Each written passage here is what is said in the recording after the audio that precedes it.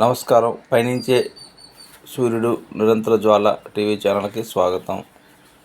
టెక్కల్లో జరగబోయే మేము సిద్ధం సభకు ఇచ్చేసున్న గౌరవ ముఖ్యమంత్రి వైఎస్ జగన్మోహన్ రెడ్డికి శ్రీకాకుళం జిల్లా వివిధ నియోజకవర్గ మండల గ్రామ స్థాయి నాయకులు, ప్రజాప్రతినిధులు, అతిథి మహారథులు స్వాగతం పలుకుతూ మేము సిద్ధమంటూ రానున్న ఎన్నికల్లో అత్యధిక మెజార్టీతో ఈ యొక్క వైఎస్ఆర్సీపీ జెండా ఎగరవేస్తూ స్థానిక ఎమ్మెల్యేలను గెలిపించుకుంటూ మరియు మళ్ళీ సీఎంగా జగనే కావాలి అనే నినాదంతో ముందుకు మేమంతా నడుస్తున్నామని తెలిపారు. ఈ కార్యక్రమంలో వివిధ మండలాల ప్రజాప్రతినిధులు, నాయకులు, కార్యకర్తలు, ప్రజాప్రతినిధులు, అతిథి మహారథులు పాల్గొన్నారు. మన జిల్లా విచ్చేసినటువంటి గౌరవ ముఖ్యమంత్రి గారు జగన్మోహన్ రెడ్డి గారు విచ్చేస్తున్నారు. మనం అందరము మళ్ళీ ముఖ్యమంత్రిగా వారికి చూడాలి. అలాగే మన పాతపట్నం నియోజకవర్గానికి మళ్ళీ రెడ్డి శాంతి గారికి ఎమ్మెల్యేగా గెలిపించాలి. అలాగే మన అసెంబ్లీ పార్లమెంటరీ నియోజకవర్గానికి క్యాడెట్ గారికి గెలిపించి పాతపట్నం నియోజక ప్రజలు అలాగే పాలపురం గ్రామ ప్రజలందరూ మేము సిద్ధం.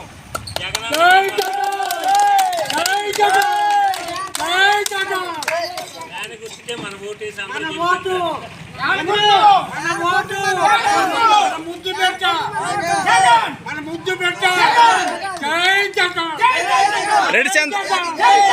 రెడ్డి శాంతమ్మ నాయకత్వం, రెడ్డి శాంతమ్మ నాయకత్వం, రెడ్డి శాంతమ్మ నాయకత్వం, రెడ్డి శాంతమ్మ నాయకత్వం, పేడార్ తిరక్ నాయకత్వం, పేడార్ తిరక్ నాయకత్వం, జై జగన్, నందకుమార్ గారి నాయకత్వం.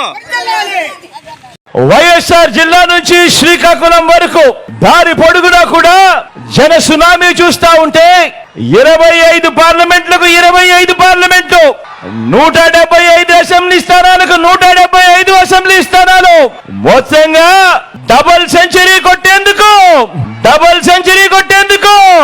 మీరంతా సిద్ధమేనా?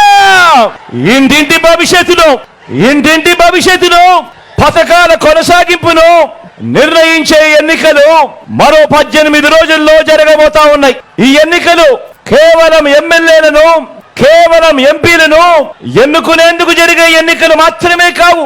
ఈ ఎన్నికలు ఈ 58 నెలల కాలంలో బలమైన పునాదులతో పేదల కోసం తీసుకువచ్చిన అనేక సంస్కరణలు, అనేక పథకాలు ఇవన్నీ కూడా కొనసాగాలా లేదా వద్దా అన్నది నిర్ణయించే ఎన్నికలు ఈ జరగబోతా ఉన్న ఈ కురుక్షేత్రం.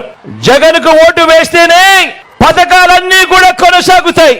చంద్రబాబుకు ఓటేస్తే పథకాలన్నీ ముగింపు, మళ్ళీ మోసపోవటమే. ప్రతి ఒక్కరూ కూడా గమనించమని కోరుతా ఉన్నా. జగన్ను ఓడించాలని వారు, పేదలను గెలిపించాలని మనం తలబడతా ఉన్న ఈ యుద్ధం, తలబడతా ఉన్న ఈ కురుక్షేత్రంలో మరో చారిత్రక విజయాన్ని సొంతం చేసుకునేందుకు మీరంతా సిద్ధమేనా?